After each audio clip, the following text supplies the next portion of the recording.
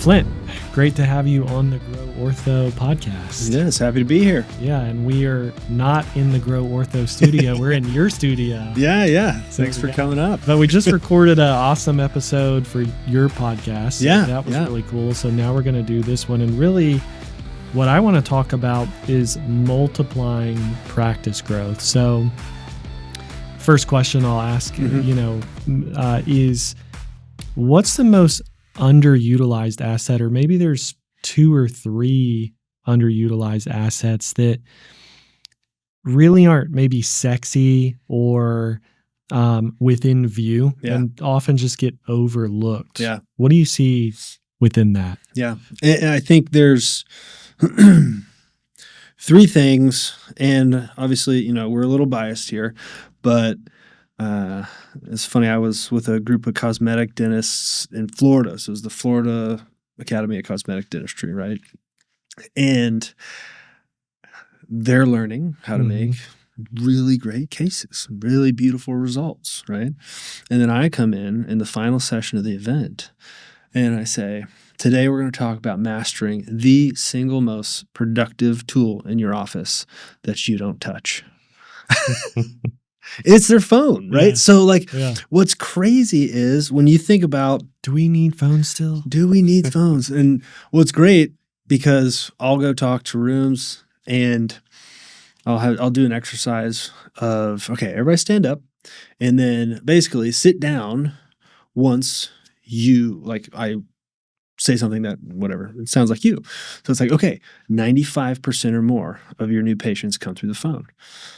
Group of people sit down. 90% or more, group of people sit down. 85% or more, group of people sit down. And I've done this, I think, 5 times now. Every single time, I get to 75 and there's one person left in the room of like 300 people, right? So it's 2025, almost 2026. But it turns out that 30 years later almost of talking to people about how important the phone is to the productivity of the practice, it still is bringing in 80, 85, 90, and sometimes all of the new patient flow in the practice. So that still remains one of the overlooked and underutilized pieces of the business and the practice, right? Now, second, I would say, and these two really marry up together, are the people. It's the people who work inside the office, right? So we've got a philosophy that, every person has more potential than they exercise daily, right? And so how can you engage them at a higher level? How can you show them something new, teach them something new, or maybe just give them ownership over something to where they take it more seriously, right? So number 1 is the phones, is really paying attention to that. Then it's the people that are inside the office.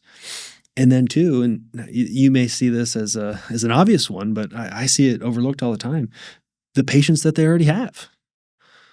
So if you want more new patients and you just pay attention to the phone, get your people lined up to the right things and engage the patients who already love being a part of your practice, right?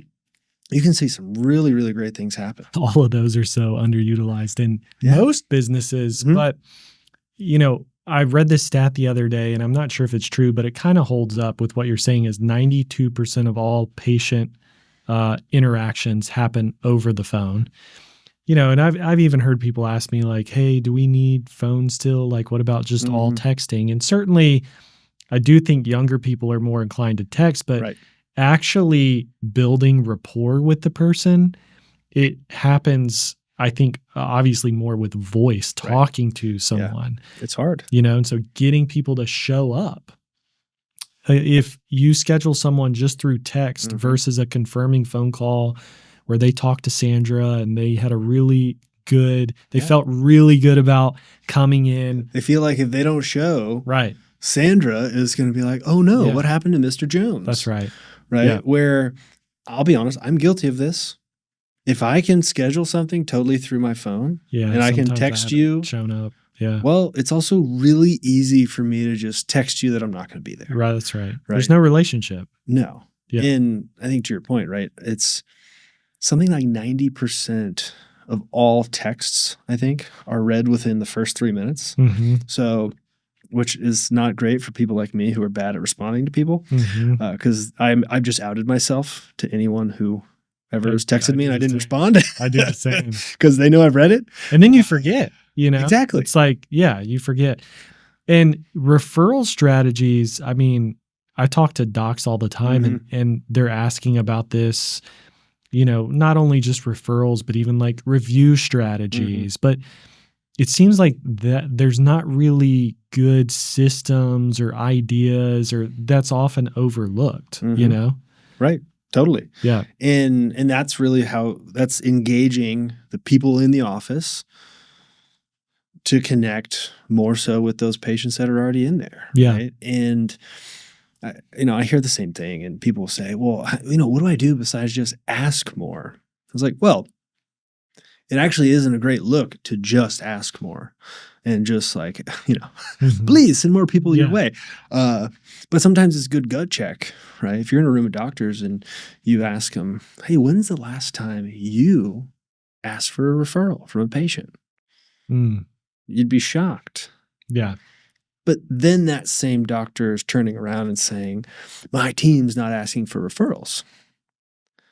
Well, it all kind of starts with you. Yeah. And so what we find effective is when you can get a team moving in the same direction, when you can train them on some consistent processes and they feel really good about the value they're creating for the patient, right?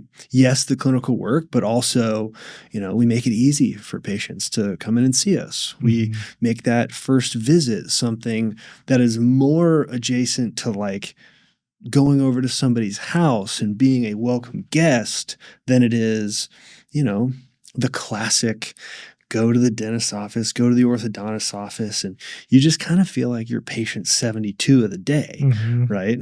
Which, by the way, if you don't think the patient knows that they're patient 72 of the day, they feel it more than you do, right? Because we kind of blind ourselves to some of those things. Yeah. Well, it's energy. You know, so that's great. Kind of moving in shifting to my second question for you. And, I think I talked about Brian Tracy in the last episode, but he has a book, Goals. And one of his frameworks within the book is to write down, your 20 goals. It's very close to like Warren Buffett's 25-5. If you could only do one thing in the next 30 days, what would it be on the list? And so laser focusing on highest yield, highest priority. Now, doctors, a lot of times they're kind of doing everything. Right. And, if you look at a lot of times their org chart, it's like doctor, maybe office manager, but she's also scheduler or treatment coordinator, and then everybody else. So a lot of doctors I talk to, they're pretty stressed out. Anxiety can be high. They're frustrated. If they were to do that exercise, what would be the one thing that they should really focus on in the next 90 days? The more I've been exposed to this, the more practices I've seen. And I've been in it myself. We have a team of trainers that are out there all the time. And, the consistent thread is we have no idea what's being lost, right? So what's usually right in front of the face is that patient who was in the chair yesterday that didn't say yes on the spot, right? So very often that's where people want to go first, right? That's there's like, I just really want to work on, getting my associates to convert more. I want my TCs to convert more. It's like, that's important. But there have been so many touch points in that patient's experience with your practice by that time that they've most likely already made the decision. And so what we tell anyone, right, that we come across, start to work with, right, because that's where they want to go. We say, give us 90 days, to your point, to focus on what's happening at the front, the top of the funnel, the front of the pipeline, whatever you want to call it, right?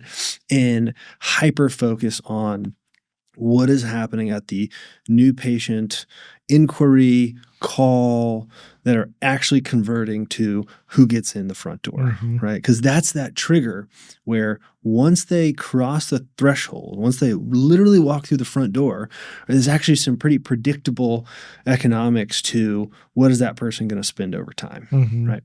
Now, can we then go to all those other conversion points and say, okay, how do we get them to come back? How do we get them to convert? How do we get them to refer? Yeah. But none of it happens if we don't first pick up the phone when they call, prioritize that person who we're talking to, right? Lead with empathy, right? Which I love that you said. And ultimately just make it as easy as possible for them to come in and get what they need. Yeah. Right. So it would be a hyper focus for 90 days on the existing new patients that are trying to come into your practice that aren't making their way in for all kinds of unintended or, for lack of a better term, blind spots that exist inside the practice. Right. And we see it happen all the time. And you can have a 30% uptick in the number of new patients who walk through the front door in less than 90 days, if you were to just take that and be more serious about it, right? No, and then you solve the rest. Yeah, and I mean, you hear all these things like don't judge a book by its cover, but really the first impression, you hear this too, the first impression's everything. Right. And, another statistic, I tell my sales team this too, is people decide if they're going to buy within the first couple minutes. And sometimes we're on 2 to 3 calls with them, so it's the same, I think, in this situation where maybe in the first 60 seconds, 2 minutes, they feel like they can trust you. They feel like you do empathize with them. You're in rapport with them, or you're not. Right. And I think everybody can relate to maybe a poor customer service moment on the phone. Yeah. And to your point, and this is what you guys really specialize in, is that happening in your practice? Right. And a lot of people don't know. I guarantee you they don't listen to calls. They don't look in their VoIP system. They don't. Some people told me at one point in time, I would pretend to be a patient and call.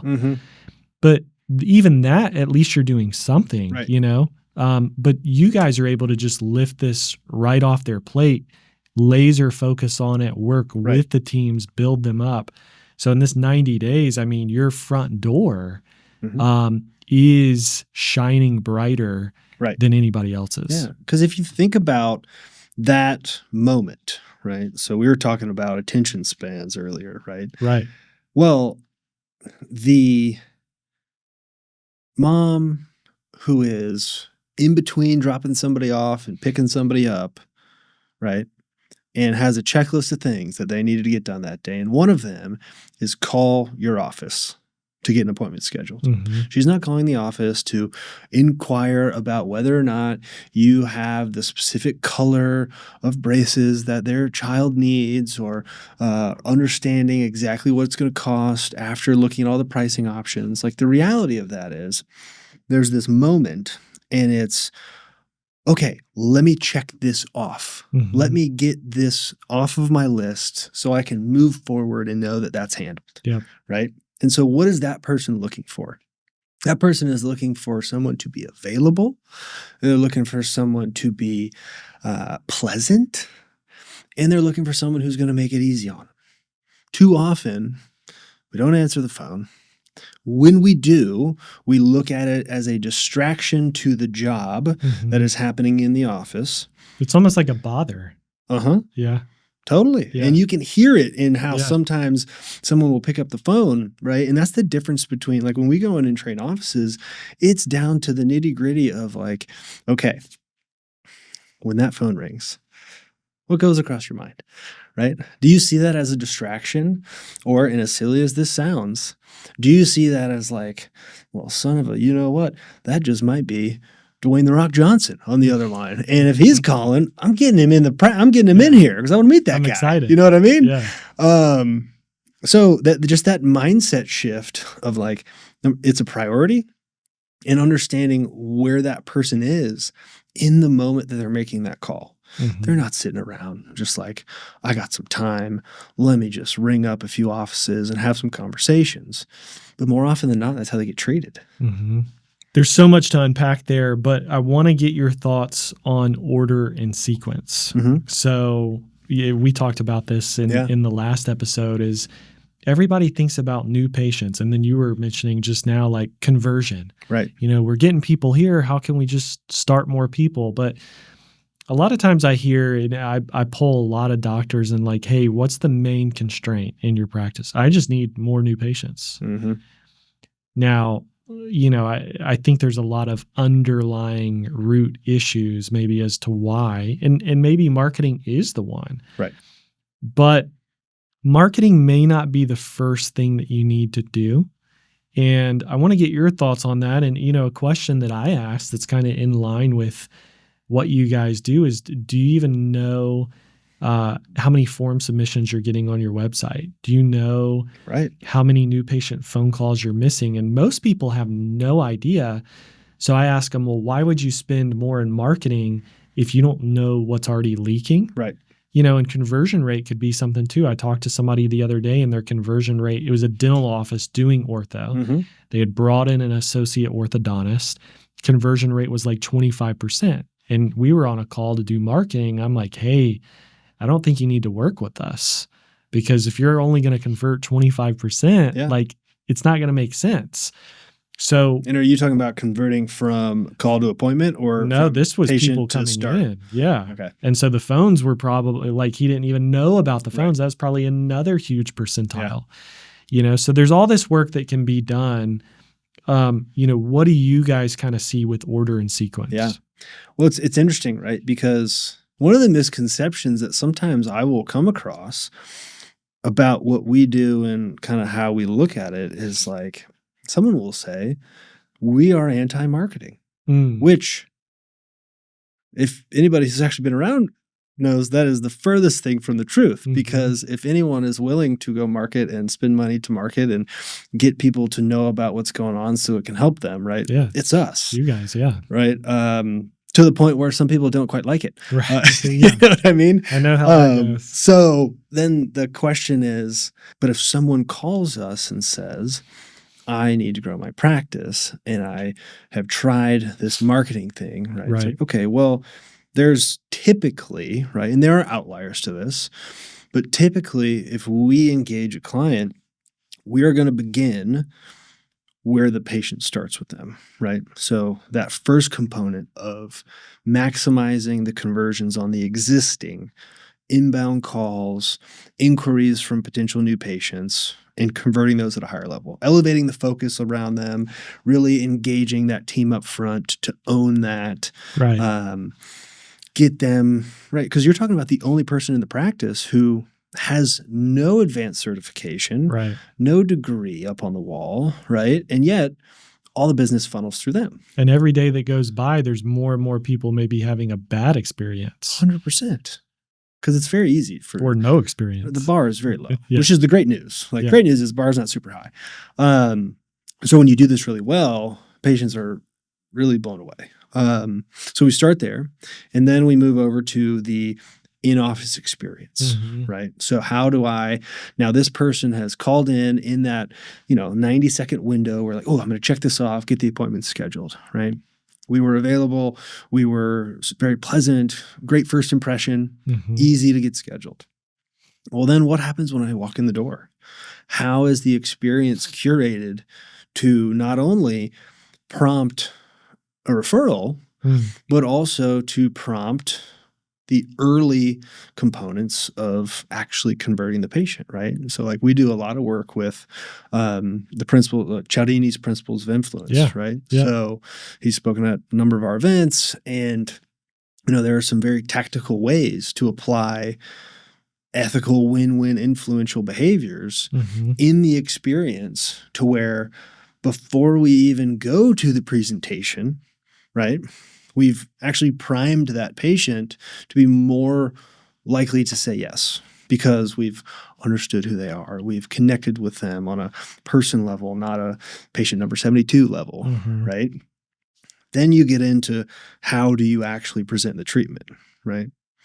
those three things, in most cases, we're going to do and then unlock the marketing. Mm-hmm. Because as I'm sure you see, if you get a client that comes to you, a potential partner, and they have the foundation of those three things in place, yeah, right? It's like, yeah. oh, fantastic, yeah. right? We got a great, Yeah. this is great. This is going to work not perfectly, but it's going to work very well. Yeah. Right. And they're going to be happy with what happens on the marketing side. It's ideal.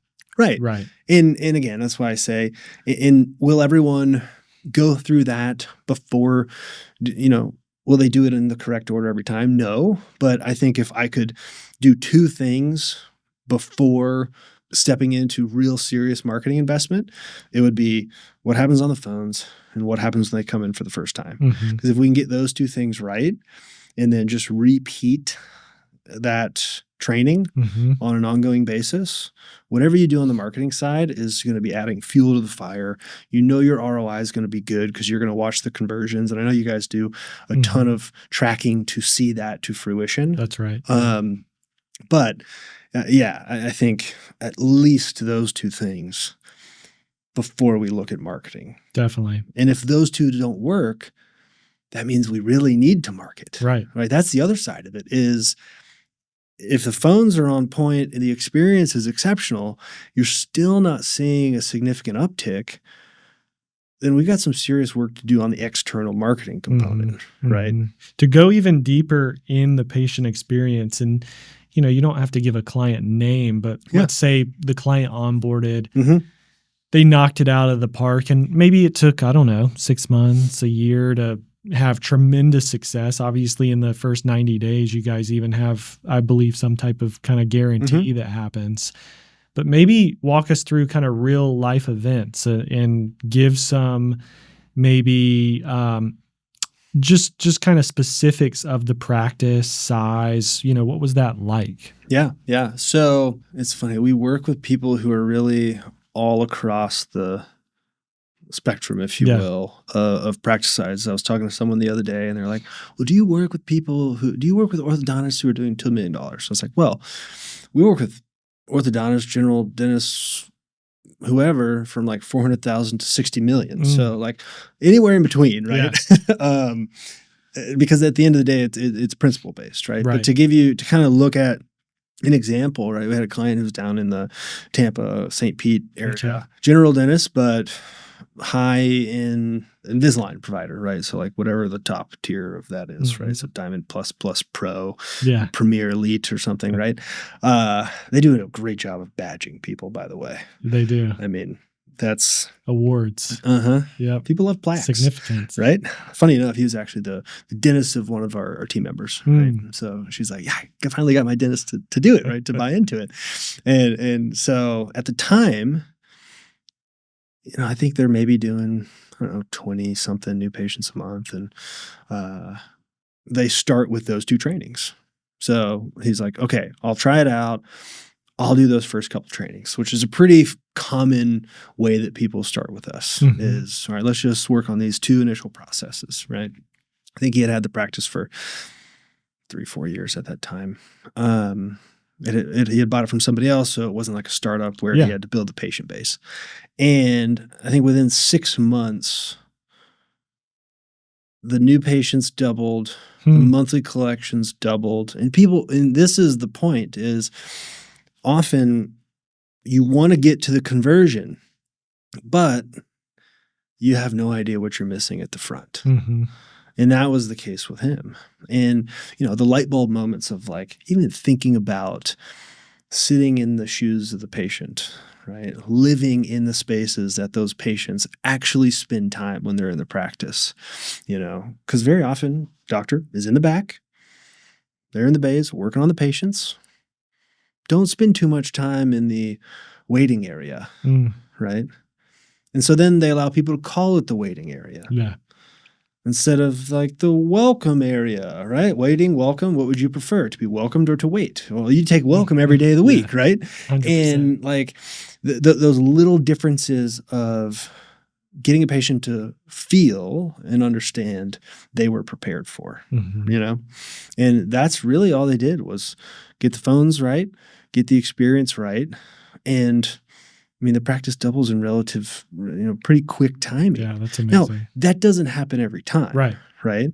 I think, you said a guarantee. When we come in on the front end, typically what we found is you will get somewhere between a 10 to 40% bump in your monthly new patients just by what you're missing on the phones. And I'll be honest. We were talking earlier. I've been here full time for 8 years, around it obviously for my entire life, and I was like kind of skeptical that was going to work. But that story I just told you was a new client. When I started, I was a trainer and I was going out to offices and implementing those trainings with those teams and those doctors. And so I go into this client's office, and he's in the Asheville area. I think he'd been a client for 7 years. And I'm doing our kind of foundational new patient conversion phone training, right? So I think to myself, okay, he's doing like 70 new patients a month. We've already created the increase that's going to happen from this specific system, right? But they hadn't done that training in a few years. They were still well above where they started. But we do the training. I think I saw him 90 days later at a workshop here in Atlanta. And he's like, Flint, guess what happened last month? We had 100 new patients. And I was like, you know what? Like, that was the moment for me where it's like, okay, this is pretty important. Right. And it's not just doing it, but it's the repetition of it. Right. I mean, the results on people, like when you guys do marketing, if you pay attention to the numbers for 90 days, sure, good things happen. But if you pay attention every week, every day for 3 years, right, how different are those results? Yeah. Well, it's just like anything else. Like if you were an athlete, and so it's like the athletes who train every day, train maybe in better ways or more useful ways. You see this smarter. Yeah. You hear this with like more focused Kobe Bryant's story or Tiger Woods. And it's like, it is a lot of times, even the people who do go out and hire people like me or you, once they have some level of success, it's kind of like set it and forget it. But if you're wanting to continue to grow, there's this famous quote, I think, by Zig Ziglar. And I don't remember the quote exactly, but he basically parallels motivation with bathing. And, bathing's not some new concept, but we do it every day. Right. And it's the same. Yeah. It's the same thing with motivation. It's the same thing with reps, like what you're talking about. I would imagine maybe sometimes in practices, you guys are even role playing. Oh, yeah. Or encourage. A lot. Yeah. That. And it's not like everyone loves it. With our sales team, it's terrible. But it's necessary. Yeah. I mean, if I could make a pitch to you, and we could role play that back and forth and change a few different situations, how much easier is it to then go do that on the phone? Funny thing is, it's more challenging for most team members to do the role play than it is to do the real patient call. Right. And I think it's, there's a reason they call it a necessary evil. It is necessary and nobody likes it. Nobody likes it. But that's the thing. It does work. It does. And, a big piece of what we believe in is we'll train you, we'll role play with you, but then we're also going to hold you accountable to it. And not everyone loves it, but that's kind of what gets the job done. Yeah. I had 2 different jobs specifically in a sales role. And one was selling the New York Times. Nice. And, big call center. And I want to say the training was like 2 weeks of basically you're in a room every day, like running the script. And for the first week, they're training you on, okay, like if this is said or this objection, here's what you do. But then the second week, it's like role playing. And then by the end of the second week, you're even like role playing on your headset. So like you understand the call queue and all that stuff. But I mean, that was tough because you're selling like a free trial of the New York Times. Right. Yeah. I mean, it was wild, some of the conversations. The other one was Buckle, which is like a mall clothing store. Now, I will preface it and say when I worked there, they didn't have the sequins jeans and it was like Lucky Brand and actually like West Coast and nice denim. I'm not trying to knock it, but it's not my style anymore. Not the same, yeah. But before you hit the floor, and it was high commission. Okay, so it was like the one store in the mall where you had control over your paycheck to some degree. Before hitting the sales floor, you had to introduce the product of the day, which was like a shoe, denim, and shirt. And it was really smart because it was so simple, but it got you into state. Yeah. Because the person would correct you who had been there all day, or like the manager, and like, no, and you do it again. And then maybe you do it a third time and it's like, okay, clock in, let's go. Yeah. And because how long that's great because you could go throughout a day, and if you don't do that, 90 minutes, 2 hours pass before you even get a rep in, and then by the end it's like you're stale. Yeah, it's actually cold. Love that. Yeah, so it was really smart, but I think it just goes back to reps and like even with our own team, my top earner on the team, he's great at advising people on the front end. We're still breaking down sales calls. He's been with us 6 years. So I don't think it can ever stop, but it does. Right. And so I love that where you were able to go in and increase off this first training you ever did with them. Yeah. And we have people who come back all the time because that repetitive nature to it, right? Yeah. And let's be honest, it's the highest turnover role in the office. Right. So all of those things, retrain. Yeah. It's a necessary component if you want to grow. Yeah. Now you mentioned referrals, and I'm kind of curious just to go deeper there because, you said it's kind of like follow the leader. Is the doctor asking for referrals? Are there any specific strategies like the way that you ask, or maybe you even send mail or an email or a text? Maybe there's some digitals. What have you guys seen kind of strategically with internal referrals? Yeah, and I think with referrals too, so many times people they combine reviews and referrals into being the same, right? Are both important, 100%, right? But what's actually moving the needle, right? It's the person who was referred that actually walks through the front door, right? So reviews, we kind of just have to have because everyone else has them. But then you could ask the question of like, who's actually sitting around doing reviews all day long? But that's a whole other topic for a different day, right? For sure. So when it actually comes to it, right, and I think getting the doctor to ask, right, it's more of a gut check than like strategy number one, right? Because if that's your only strategy, probably not going to get a ton of referrals, right? But it's ultimately customizing and curating the experience in a way that is going to prompt a response we're looking for, right? So if I come into someone who's listening to this is practice for the first time, right? And I say, you know what?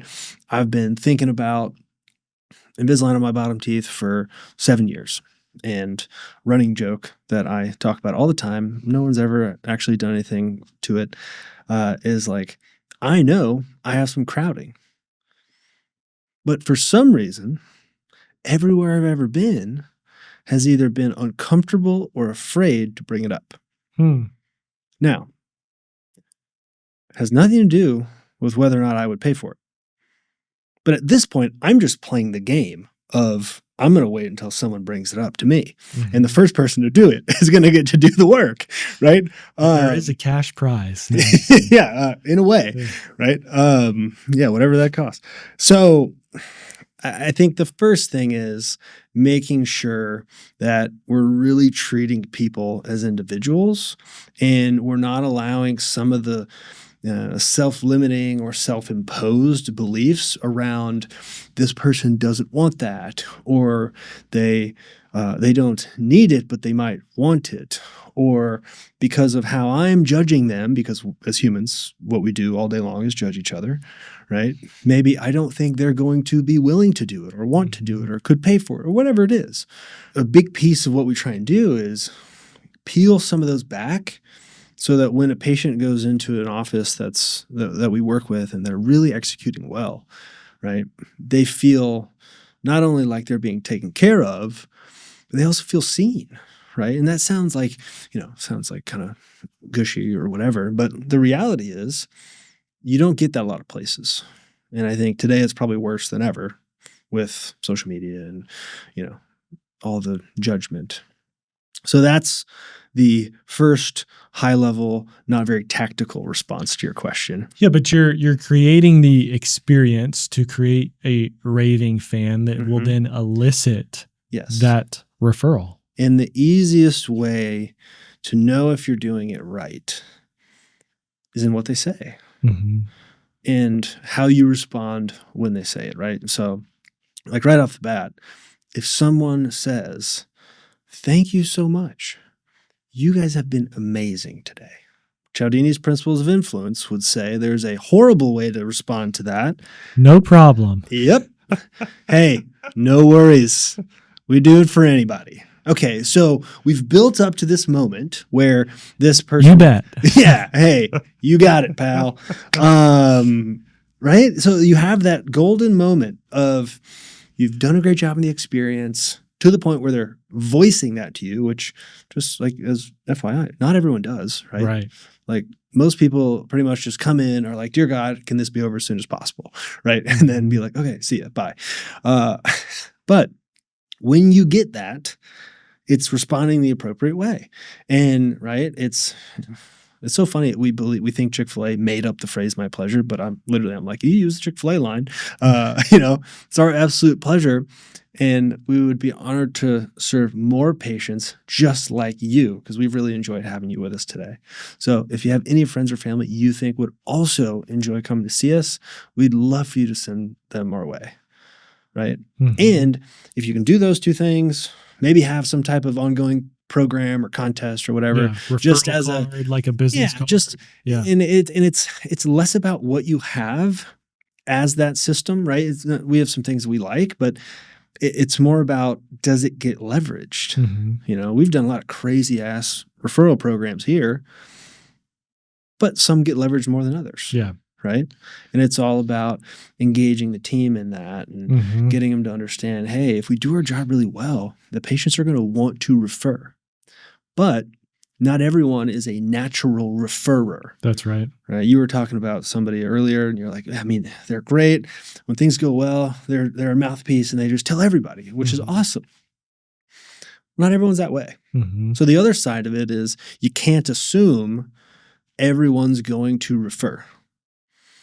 But you should go and look at who has, because they'll most likely do it again. And if they know, if you know they're your top referring or in your top 20 referring patients, which you most likely do not today, but you should, they at least think that they are. So it's like even how we handle the relationship with those patients, right? It's like, I'm sure you have clients who refer the most people to you, and you know who those people are, and they're on a list, and it's like they get a little special treatment because that's just how it works, right? Well, if you can do the same thing with the patients who refer more people, they have little spheres of influence, and if they can tap into that and send the family, and right, you got the coach of the team, and they're an advocate, right? It's like paying attention to those little cues of who could actually be a great referral source as opposed to just small talk with no intent. Hoping it happens with no real plan. Because even someone who might want to refer someone to you may never do it. Right. Because they don't know the mechanism by which to do it. Right. Even if in theory it's very simple, right? It's like you sometimes have to just like walk them to the finish line. Yeah. You know? So you're talking about measuring referrals too, and like the top 20. What do you guys measure, beyond that? Like when someone engages you, what are the non-negotiables to measure success? The first number is just new patients. That's actually the first one, because 1 out of 10 times I talk to someone and I ask them how many they're seeing today, they don't know. And you talk about Brian Tracy and some of those like laws of business and right, which are great. It's like, or Stephen Covey's of the world. It's like, well, you got to start knowing where you want to go. Right. So if we would like to grow the practice, and the first step in doing that is more new customers, new patients, right? Well, number one, again, this is the elementary answer.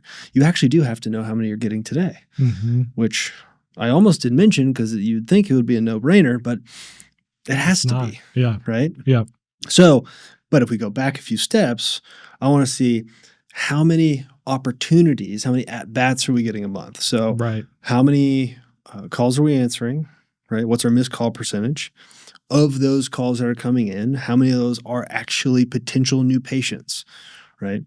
A lot of people have tracking systems and all of that, but they don't all actually delineate, hey, this was a potential new patient call versus that was, Mrs. Smith calling in for the 7th time this week about something that she has an issue with, right? Broken bracket. Yeah. How many new patient calls are we getting? If you can actually see how many came in that you're missing, that's great. But like as a rule of thumb, think about this. If you're a new patient calling somewhere, right? You've got your phone pulled out, you typed in best orthodontist near me, right? And all the guys who paid the most show up at the top. I call the first one. They don't answer. I'm a new patient. I wasn't referred. I'm just looking for an orthodontist for my kid. I don't have a kid, but I'm cosplaying here. You don't answer. What do I do? Call the next one. Next guy. Next office. Like clockwork. And I'll do it until I get somebody. This brings up a great point. And I don't want to interrupt you, but I tell people all the time, do you want to rank number one or do you want to provide the number one experience? Yeah. Because shoppers, if they're not referred, statistically, they do call somewhere between 2 to 3. That, we hear this all the time, like I was a second opinion. Yeah. Well, were you the best experience?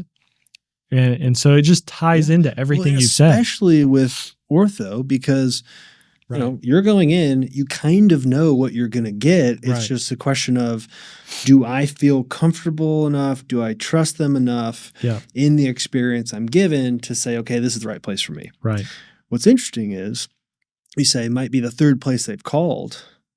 Well, that's because statistically, a third of the places don't answer the phone the first time. Right. And that same practice will say, well, we're not getting enough new patients calling. So, training on how to handle that system doesn't make sense right now. 80% plus of new patients that are not referred are not going to leave a voicemail. Right. So you don't know if you they have no called or idea. not, right? And statistically, if you only answer 68% of the calls and then you only convert 42% of the ones that call in, well, there's a lot of people that could have been new patients that we lost. So it's answer rate, number of new patient call-ins, obviously the conversion of those.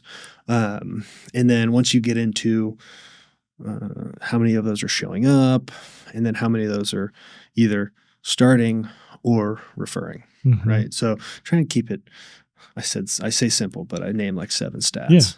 Yeah. Well, those are really important ones for sure. So just wrapping up here, if you were building a brand new practice or maybe partnering with a doctor, doing a de novo, how would you set it up? What are the maybe top 3 to 5 things to focus on? I think I know the answer, to ensure success. We have an opportunity at a pretty good rate of getting to have these conversations with doctors, either as they are transitioning into ownership, right? We've been around long enough that we have a lot of people who were once associates, and the original owner doctor either retired, sold the practice, and now they're going off and starting their own practice. And so they kind of know, like, hey, when that moment comes, right, I'm going to come to Scheduling Institute, Practice Growth Institute, and kind of plan that out, right? So the first thing I would want to do is get them thinking further out, right? Think about, okay, great. Yeah, you're going to open up. Yes, there are some very technical things you have to do that. But if it's 2025 today and you're 47 years old, what do you want this thing to be in 2035 when you're 57? Okay. And then let's talk about getting the systems right and in place. Because ultimately, if we can't think a little further out just because most people don't. You know this, right? Most people look at this. Then they start to guess this year. I think 5 years, maybe. Right. It's like we got to tighten that up. But it's like, no, really, what do you want? Because to get you there, you have to know where you want to go, roughly. Yeah. Right? It's never going to be perfect, right? And then we would get to work on, from day one, training that team on those systems I've talked about, making sure that, okay, if they already have a name and presence, okay, great. Let's leverage that and make sure we're handling all the calls from day one that you open. If you're going to do like a grand opening of the practice, well, we like to go in there the day before it opens and do the new patient experience training, because that's all about how you use the physical space to create an experience, right? So the mistake I see very often is like, well, I want to get it off the ground and then have you guys come in and do training for the team. If you can pull it off, doing those first couple of trainings, getting the phones right, as soon as you're willing to accept calls, right? Because at that point, every call is even more valuable. Yep. Because you don't have a ton, right? And if you're going to market right off the bat, right, we better have it right, because every call is that much more important, because there's not the backstop of the cash flow of the business. There isn't any, right? And then making sure that from the day you open, the patients who come see you just to like check out the new place on the block are going around and telling everybody they know, I went to the new spot. It's awesome. Because that's the benefit of being the new place. Right. It's people talk about it. Right. They would talk more so than they might otherwise. Yeah. If the practice has been there for 45 years, no one's really going to be like, did you see the new place in the strip mall? 45-year-old. Yeah. Right. No, it's like, man, I went to that new practice that just opened up, used to be that bank. You know what I'm talking about? Yeah. They were exceptional. So lean into the novelty. Yes. Yeah. People buy new. Totally. Yeah. And with any relationship, right? And this, whether you're a startup or not, if you do really well, like you ever have a friend go on a really great first date? Oh, yeah. And they're like, man, it was great. It was awesome. I think she's the one. I really like her. Right? Yeah. Like I was joking with some people about this the other day. The patient, it's the same thing. So why wouldn't you want from day one every person who experienced that to leave feeling that way? Yeah. And I think people need to think about this a lot more, because it's a feeling you're wanting the patient to have. Yeah. It's not a logical decision. No. Because the feeling will create the yes. Right. If you produce the right feeling and focus on that, it's not the information. It's not how much you can talk about dentistry or orthodontics or anatomy, the jaw. Like it's none of that. It's, we talked about this in the first maybe couple seconds. Are you creating that feeling? Right. And you hear about these brands like Disney or Chick-fil-A or maybe even Starbucks, or, there's a certain feeling that you get when I mention those brands. Yeah. So, well, thanks for coming on the Absolutely. GrowOrtho My pleasure. podcast. Yeah.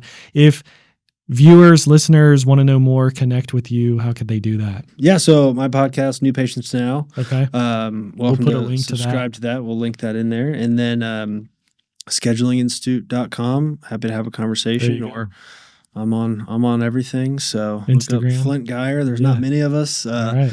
And shoot me a message. Happy to talk. Thanks so much. My pleasure.